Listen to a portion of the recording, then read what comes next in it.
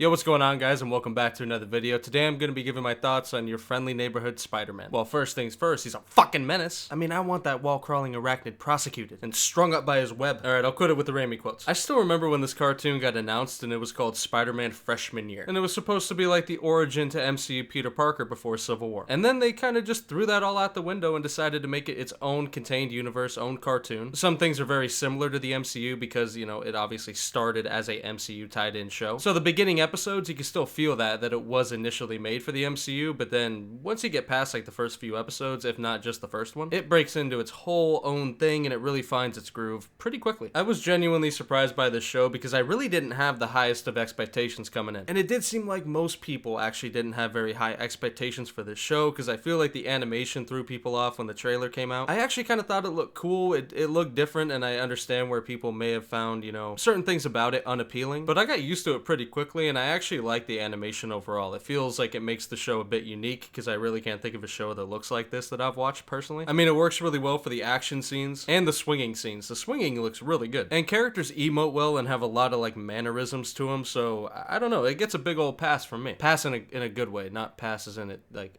I don't like. You get what I'm saying. I still think my favorite animation is the MTV Spider-Man show. I fucking love that show. That might still be my favorite Spider-Man cartoon, even over the 90s one, which I grew up with. Also, gotta shout out Spectacular Spider-Man. That show is fucking amazing as well. Those are kind of the big three to me, personally. I either haven't watched the other ones, or I just never really cared to check them out because I did not hear good things, you know, via word of mouth. And I watched a few episodes of, like, some of the Disney ones, and I don't know, I couldn't really get into them. I will say that the animation for one of the Disney shows was really bad. And it was cringy. It was bad to look at, and it was cringy. I don't know. There's been some bad Spider-Man cartoons in there. But anyway, talking about, you know, the good ones. Luckily, I can say that your friendly neighborhood Spider-Man is in there for me. I really enjoyed the show, and I loved the way that they, you know, just built the world. Like how Peter gets his powers, how many different characters there are, and how many different ones they focus on, and yet it doesn't really feel like a crowded show. They take full advantage of Spider-Man's, like, rogue gallery and just his pantheon of characters here. And they've set up so many of these characters for the next season, along with still not really even scraping the surface of how many characters they could use in this show. I also like the version of Peter in this show. I do think that sometimes maybe he's a bit, you know, nerdy or over the top nerdy, and I don't think that's really a problem, but for me, I always loved the Peter Parker in the 90s cartoon. Granted, that version, he seems like he's a fucking hulking beast compared to the version in this one, but he had kind of like a cool, calm, badass demeanor even when he was Peter Parker, and I always kind of liked that more, like when, you know, Peter had a bit of an edge, like, you know, with Andrew Garfield's Spider-Man, or Tobey's in Spider-Man 3, and, you know, when Tom Holland kind of goes off in No Way Home. I don't know, it's really just a personal preference. I do like this Peter, bottom line. I just wish he had a bit more angst, because it really sounds like we're really just scratching the surface of this new voice actor for Peter. I really like him, he seems good. He delivers the quips really well too, which helps. And speaking of the voice cast, it's really solid. If I had to point out anybody that I think really did the best, I'd probably say it's Coleman Domingo, who I remember watching in Euphoria, and he's really good in that. And he plays Norman Osborn here. And honestly, after watching this show, I hope he just ends up playing the live action version in the MCU if they do ever introduce Norman Osborn. I really think that making this a non-MCU connected show and making it its own thing is the biggest and smartest decision that this show made because, man, like I said with the animation, it just feels so unique. And I think if it was technically in the MCU timeline, it just wouldn't have that same feel. I'm really excited to see what they do with season 2, and season 1 is amazing to me. The finale's great. I love the way that they kind of bring everything full circle. Again, they introduce so many characters and they set so many characters up. And just to reiterate, they haven't even scratched the surface with how many characters that they can use in this damn show. I hope this goes on for, you know, many seasons. And if season 2 and beyond keeps the same quality as season 1 does, it's going to be a fun show to watch for a long time. I would 100% recommend this show if you could not tell already. But with all that being said, that'll go ahead and do it for the video, guys. Let me know what you think and if you agree with me on, you know, some of the things I said or on my overall opinion of the show. And also, if you're a fan of previous Spidey cartoons, let me know, you know, which one was your favorite and if this one even ranks, you know, anywhere close to your personal favorite. But that'll do it, guys. Peace.